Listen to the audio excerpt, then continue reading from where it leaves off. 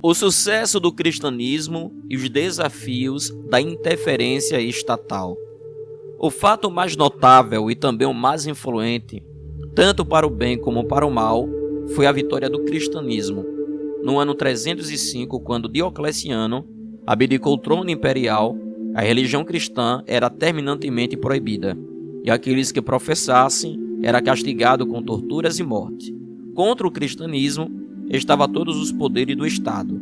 Entretanto, menos de 80 anos depois, em 380, o cristianismo foi reconhecido como religião oficial do Império Romano, e o imperador cristão exercia autoridade suprema. Cercado de uma corte constituída de cristãos professam, dessa forma passaram os cristãos de um momento para outro, das arenas romanas, onde tinham de enfrentar os leões, a ocupar lugares de honra junto ao trono que governava o mundo. Apesar do triunfo do cristianismo haver proporcionado boas coisas ao povo, contudo sua aliança com o Estado inevitavelmente traria maus resultados para a Igreja. Se o término da perseguição foi uma bênção, a oficialização do cristianismo como religião do Estado foi, e não há dúvida, maldição. Todos queriam ser membros da Igreja, e quase todos eram aceitos, tanto os bons como os maus, os que buscavam a Deus e os hipócritas que buscavam vantagens.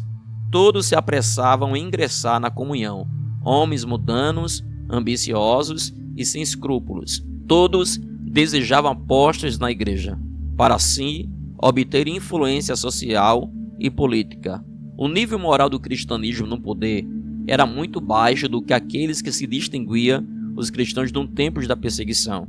Embora os cultos de adoração tivessem aumentado em esplendor, passaram a ser menos espirituais e menos sinceros do que no passado.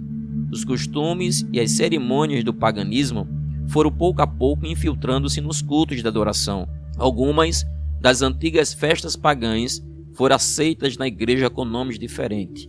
Por volta do ano 405, as imagens dos santos e mártires começaram a aparecer nos templos, como objeto de reverência, adoração e culto. A adoração à Virgem Maria substituiu a adoração a Vênus e a Diana. A ceia do Senhor tornou-se um sacrifício em lugar de um ato memorial da morte do Senhor. Os anciões evoluiu de pregador a sacerdote.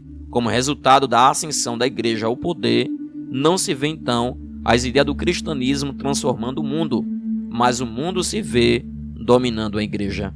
A humildade e a santidade da igreja primitiva foram substituídas pela ambição, pelo orgulho e pela arrogância dos seus membros. Na verdade, ainda havia alguns cristãos de espírito puro, como Mônica, a mãe de Agostinho, e bem assim ministros fiéis, como Jerônimo e João Crisóstomo.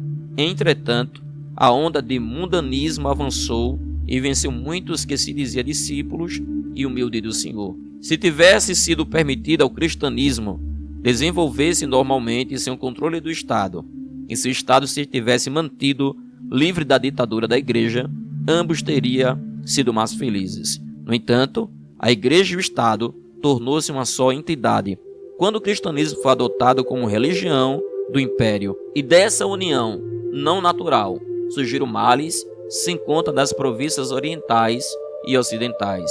No Oriente, o Estado dominava de tal modo a Igreja que esta perdeu o poder que possuía. No Ocidente, a Igreja pouco a pouco usurpou o poder secular, e o resultado não foi cristianismo, e sim o estabelecimento de uma hierarquia mais ou menos corrompida que dominava as nações da Europa, fazendo da Igreja uma máquina política.